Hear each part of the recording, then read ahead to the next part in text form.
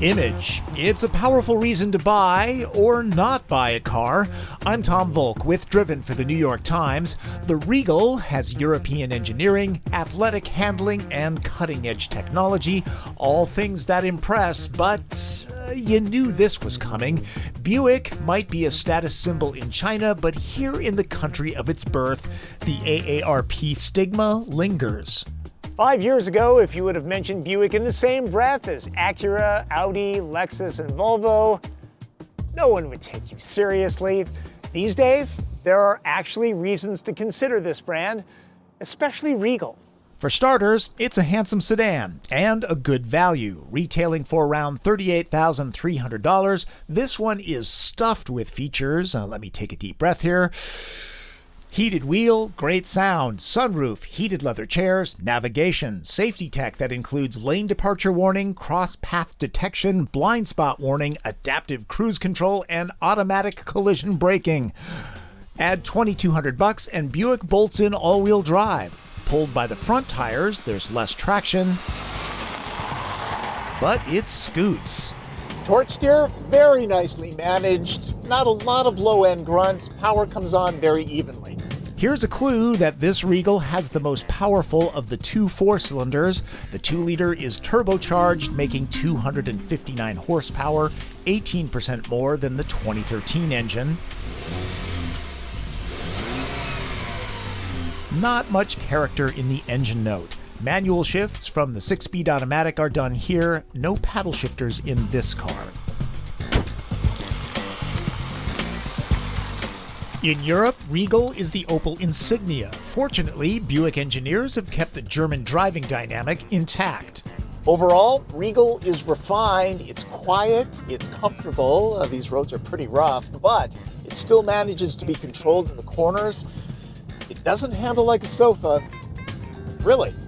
Body roll is minimal, and there's actually some road feel from the electric power steering. Go with the more athletic GS model for more fun and an adjustable suspension. I am getting the EPA average of 24 miles per gallon. The interior gets an upgrade for 2014, and it sweeps nicely around those up front. Chairs are comfortable, though I would like a little bit more side bolstering. The IntelliLink interface is refreshingly straightforward. Destinations are entered into the Navi system the way that you'd address a letter. What keeps Regal from competing head-on with other premium brands? It's the small stuff. Switchgear feels good, but not super ultra silky. Same goes for the look of the materials. Modern Bauhaus design would look so much better here than graphics stolen from Chevy. Gauges are small and hard to read. The engine bay doesn't get much visual love. Details. To get into Regal's back seat, you have to duck down. Once inside, it's cozy, in a good sort of way.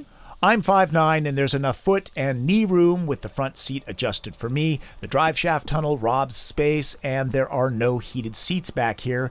Two average adults can't stretch out, but they will be comfortable.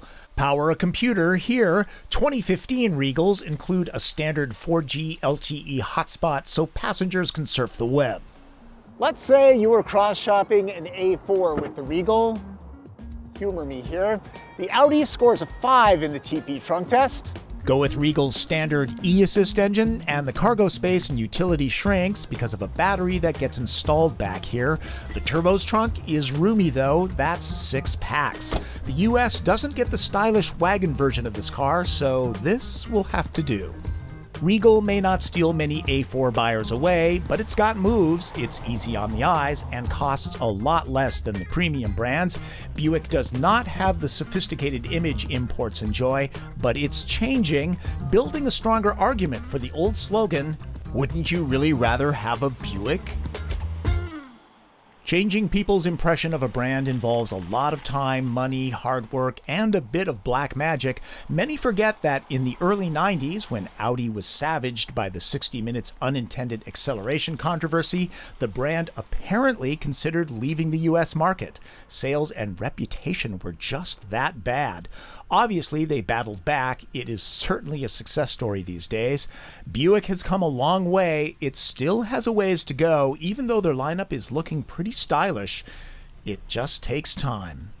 That's my take on the 2014 Buick Regal. You of course know that in other parts of the world, this is known as the Opel Insignia, and in other parts of the world, it is available in a very stylish station wagon that we will not get in the United States. That's such a shame because it would compete very nicely against the new Volvo V60, also very stylish. Right, Buick, tell them to bring the wagon over. Can you tell I'm a station wagon lover? That's Driven. I'm Tom Volk.